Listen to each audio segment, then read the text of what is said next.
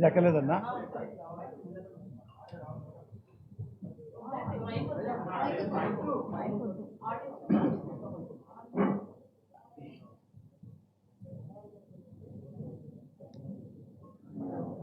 అలా చెప్పానా?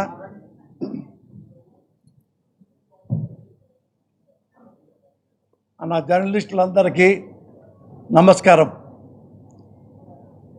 ఈ ప్రెస్ మీటు కేవలం సినిమా ప్రెస్ మీట్. సినిమా పేరు మీకు తెలుసు, ఆపరేషన్ అరుణారెడ్డి. ఇది నిజాయితీ పరులైన జర్నలిస్టుల కథ. జర్నలిస్టు హానెస్ట్గా ఉంటే సొసైటీ బాగుపడుతుంది అనేది కథ. అరుణారెడ్డి అనే క్యారెక్టరు ఈ మేడం హిందూళ చక్రవర్తి మెయిన్ లీడు చేస్తున్నారు. ఇందులో ఒక ఛానల్లో తను కూడా ఒక జర్నలిస్టు. తను ఏం చెప్పడానికి వచ్చారంటే, వేరే ఢిల్లీ నుండి నా పేరు బొమ్మారెడ్డి అరుణారెడ్డి, నేను ప్రజలకి హెచ్చరించడానికి వచ్చాను. ఏంటంటే, రాజకీయాల్లో ఎవరు వ్యాపారం కోసం రాజకీయాల్లోకి వచ్చారో వాళ్ళ గురించి నేను చెప్తా. ఎవరు రాజకీయాల్లోకి ప్రజాసేవ కోసం వచ్చారో వాళ్ళ గురించి నేను చెప్తా. అంతేగాని ఒక పార్టీని కానీ, ఒక రాజకీయ నాయకుడిని కానీ, పాలిటిక్స్ కానీ నేను విమర్శించటం లేదు. ఎవరు ప్రజాసేవ కోసం వచ్చారు రాజకీయాల్లోకి వాళ్ళ పేర్లు చెప్తారు. ఎవరు వ్యాపారం కోసం రాజకీయాల్లోకి వచ్చారో ఆ మ్యాటరే ప్రజలందరికీ చెప్పారు. ఆ తర్వాత ఈమె ఇన్స్పిరేషన్తో ప్రజలే జాగ్రత్తగా ఉండి సమాజాన్ని మీరు ఎలా మేలు కలుపుకోవాలో, ఎలా అలర్ట్గా ఉండాలో అలా ఆ చివరిగా చెప్పే కథ ఏమి చెప్పింది అరుణారెడ్డి. అంటే సిన్సియర్ అంటే చాలామందికి నచ్చదు కదా. దొంగ అయినా, అంతకంటే దొంగ అయినా, అంతకంటే ఇంకా లోఫర్ అయినా వాళ్ళకి బలగం ఉంటే చాలు, వాళ్ళంతా గొప్పవాళ్ళు. చాలా హానెస్ట్గా మాట్లాడితే, చాలా సిన్సియర్గా మాట్లాడితే, చాలా బోల్డ్గా మాట్లాడితే వాడు దొంగ, వాడు రౌడీ, వాడు సన్నాసి, వాడు సమాజంలో ఉండకూడదు అనేది ఈమె కథ. లాస్ట్లో ఇలాంటి హానెస్ట్ ఉన్న ఒక జర్నలిస్టు ఒక పాలిటిక్స్ వల్ల బజార్ను పడుతుంటే ఒక మంచి ముఖ్యమంత్రి, ఆ క్యారెక్టరు ఎంపీ రఘునందనరావు గారు వేశారు ఆ వేషం. చాలా థ్యాంక్స్ రఘునందన్ అన్న, మీరు నాకు అవకాశం ఇచ్చారు. ఆయన ముఖ్యమంత్రి, మంచి ముఖ్యమంత్రి, ఇలాంటి అమ్మాయి ఉండాలి, జర్నలిజంలో ఉండాలి అని చెప్పి ఈ అమ్మాయిని హెల్ప్ చేస్తాడు. చివరికి చేసి ఈ అమ్మాయిలో ఎంత మంచితనం ఉంది, ఎంత గొప్ప జర్నలిస్టో చెప్పిన కథ ఇది. ఇంకా ఈ సినిమాకి పాలిటిక్స్కి ఎలాంటి సంబంధం లేదు. ఎక్కడ ఈ లేటెస్ట్గా ఉన్న రాజకీయాల్లో కానీ మరొకరు కానీ 100% సిన్సియర్ సినిమా. అది నేను కథ, మాటలు, డైరెక్షన్ అని నేనే చేశాను. నేను గర్వంగా చెప్పేది ఏంటంటే, ఇందులో ఉన్న స్క్రీన్ ప్లే ఇండియాలో one of the best screen play అవుతుంది. 100% మీకు సినిమా చూస్తే మీకు తెలిసిపోద్ది. సినిమా చూసి ఎండు వరకు మీకు ఏం జరుగుతుందో తెలియదు చివరికి. అలాగే నేను మంచిగా ఈ కథ రాసుకున్నా. ఇది ప్రజలకు బాగా నచ్చుతుంది. ఇది అందరూ చూడొచ్చు. ఈ సినిమా భయం లేకుండా చూడొచ్చు. ఏముందో ఇందులో ఉందేమో ఏమీ లేదు. తెలుగుదేశం పార్టీ వాళ్ళు చూడొచ్చు, వైసీపీ వాళ్ళు చూడొచ్చు, కాంగ్రెస్ వాళ్ళు చూడొచ్చు, సిపిఎం సిపిఐ చూడొచ్చు, బీజేపీ చూడొచ్చు, జనసేన చూడొచ్చు, అందరూ చూడొచ్చు. వాళ్ళందరికీ నచ్చే సినిమా ఇది. ఇంకా మీరేని అడిగితే చెప్పండి.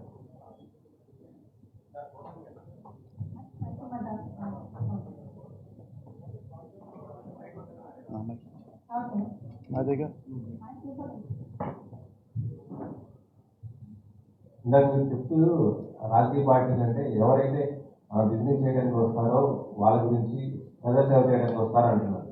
అవి ఇప్పుడు ప్రత్యక్షంగా జరుగుతున్న విషయాలే కదా.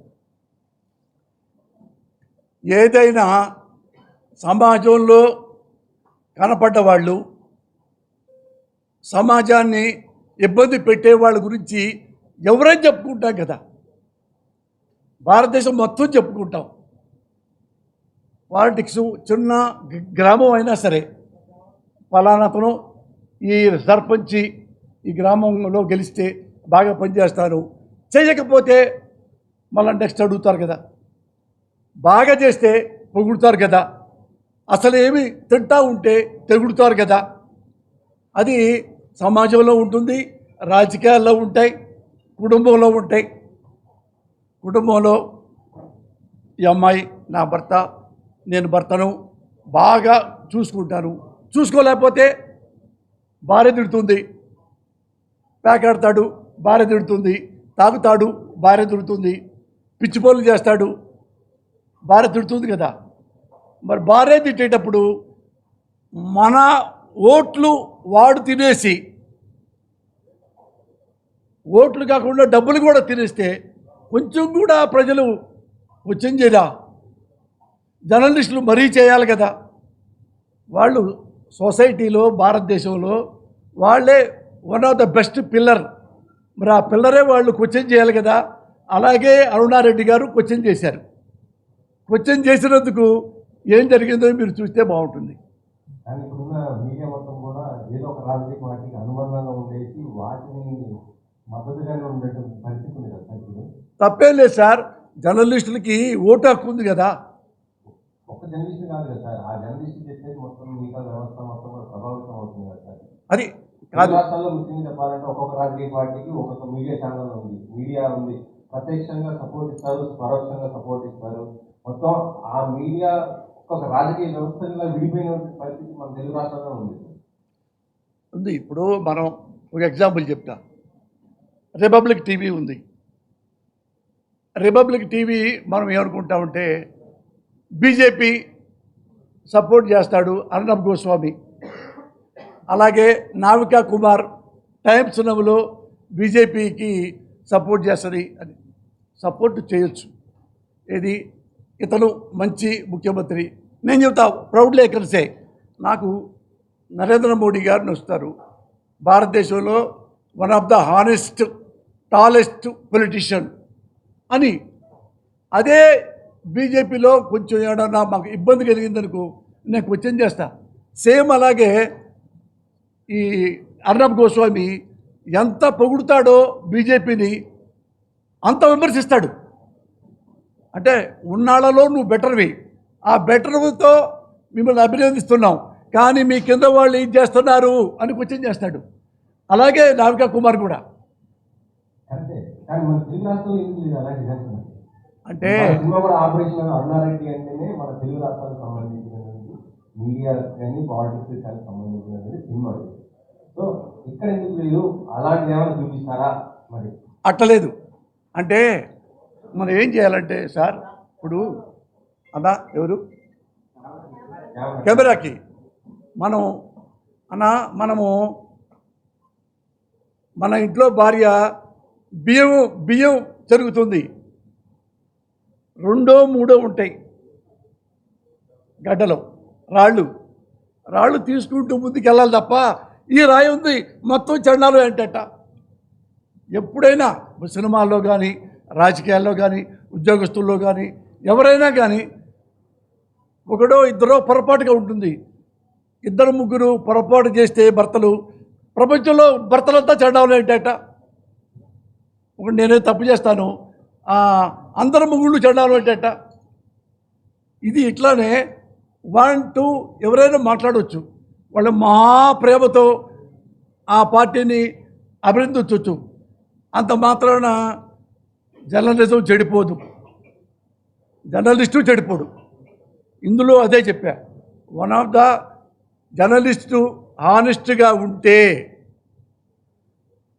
రాష్ట్రపతి నుండి, సుప్రీంకోర్టు నుండి, ప్రధానమంత్రి నుంచి, ప్రజల నుండి మొత్తం కూడా ఎలర్ట్ అవుతారు, చైతన్య పరులు అవుతారు. ఈ జర్నలిస్టు ఇలా చెప్పాడు అమ్మ బాబోయ్, అతను అలా చెప్పాడు అమ్మ బాబోయ్, మనం జాగ్రత్తగా ఉండాలి. చూడండి, ఏమైనా తప్పులు చేశారనుకో జర్నలిస్టులు కానీ కెమెరాలు కానీ పెడతారా? వద్దు. అంత భయం జర్నలిజం అంటే. అంత ఇష్టపడితే దేశం బాగుంటుంది.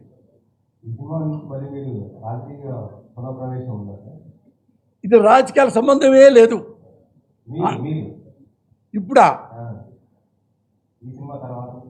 నేను చానాళ్ళ తర్వాత సినిమా చేసుకుంటున్నాను అబ్బా, చానాళ్ళ తర్వాత సినిమా చేసుకుంటాను అబ్బా.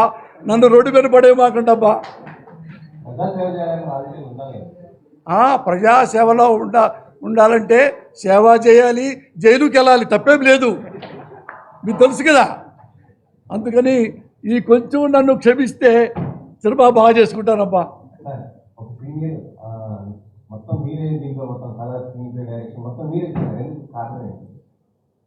అంటే నేను దానికి తగిన వాడిని. ఎందుకంటే నేను MA Telugu, MPhil Telugu, doctorate కూడా వచ్చి లాస్ట్ వైవాకి వెళ్ళలేదు.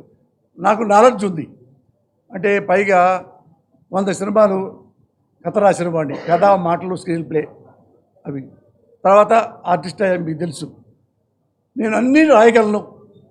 ఎడిటింగ్ నాకు ఎడిటింగ్ చాలా బాగా ఇష్టం. One of the best editor అని నేను నమ్మకం నాకు. అలాగే స్క్రీన్ ప్లే నాకు బాగా ఇష్టం. నేనే ఎప్పుడు స్క్రీన్ ప్లే రాసుకుంటా, నేనే వేసుకుంటా. ఇది ఎడిటింగ్లో కూడా ఇవి అన్ని రకాలు నాకు తెలిసినవే చేస్తా. ఇప్పుడు నాకు లవ్ సీన్స్ నాకు రావంటే పనికి రాను. అలాగే డ్యాన్సు అల్లు అర్జున్ లాగా నేను చేయలేను కదా, మహేష్ బాబు లాగా లవ్ చేయలేను కదా. నాకేం తెలుసో నేను ఎలా చేయగలను అదే ఈ సినిమాలో చేశా.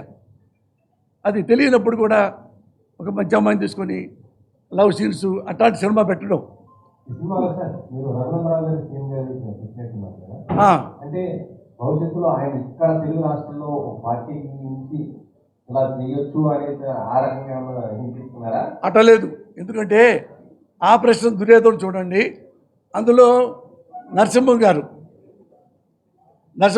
తెలుసుగా మీకు. తెలుగుదేశంలో అప్పుడు 4 సార్లు మా ఎమ్మెల్యే అయ్యారు, ఒకసారి మంత్రి అయ్యారు. ఆయన్నే ముఖ్యమంత్రి పెట్టుకున్నా. అంటే వాళ్ళ యాటిట్యూడ్ బాగుంటుంది అనే.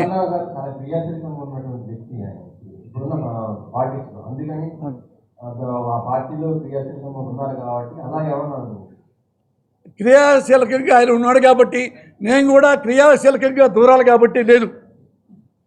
అతను నాకు పరిచయం బాగా, నేనంటే ఇష్టం. అంటే పొలిటీషియన్ కాబట్టి అన్నా ఏందన్నయ్య అంటే రఘునందన్ గారు నేనంటే బాగా ఇష్టం, నాకు ఆయన బాగా ఇష్టం. ఆయన గెటప్ బాగుంది. నేను అడిగాను, అన్నా మీరు సీఎం క్యారెక్టర్ ఇస్తే బాగుంటుందంటే కథ విన్నాడు, విని బాగుంది మురళి నేను చేస్తానని చేశాడు. అంతే సంబంధం, ఇంకేం లేదు. చెప్పన్నా.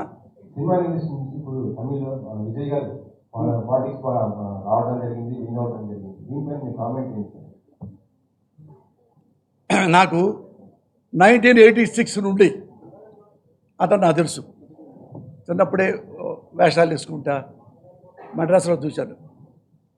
నేను కాలేజ్ చదువుకునే రోజుల్లో అట్లా మద్రాసులోనే చదువుకున్నాను కొంత. అయితే అతను పాకులాడే టైప్ కాదు. అంటే నా దగ్గరగా చూసిన మనిషి.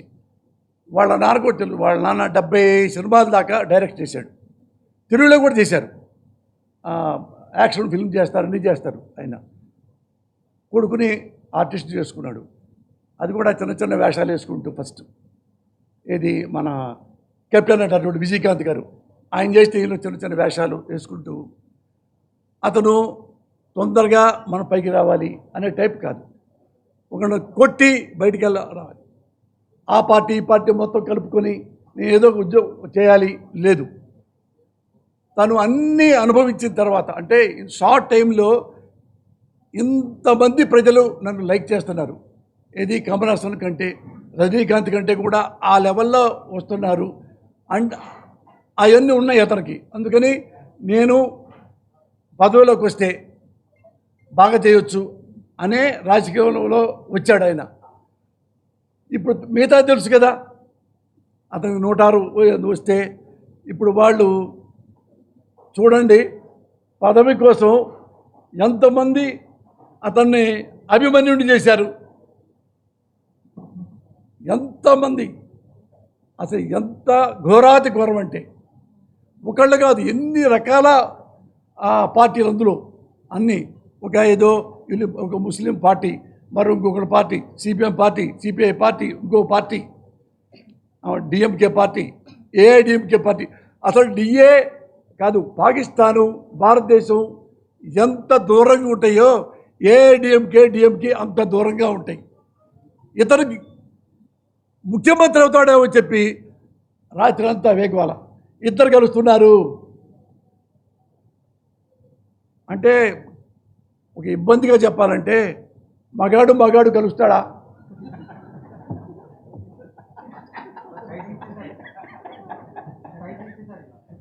ఎవరన్నా అసలు నేను ఐ క్రైడ్ లైక్ ఎనీథింగ్.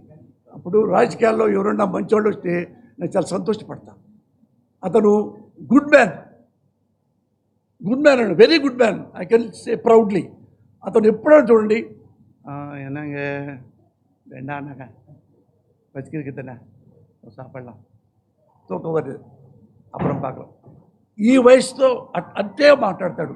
చూడండి, మీరు ఎక్కడన్నా ఎవరైనా తిట్టాడని చూడండి, అవినీతి అది అది అది ఒకళ్ళ పేరెత్తి కానీ లాస్ట్లో వెక్స్ అయిపోయి ఒక డిఎంకేని ఓడించాలి అన్నాడు తప్ప అతను తెగతిడుతుంటే, అన్యాయం చేస్తుంటే, ఇంట్లో గొడవ, ఊళ్ళో గొడవ, సిటీలో గొడవ, తమిళనాడు మొత్తం గొడవ ఇతని మీదే.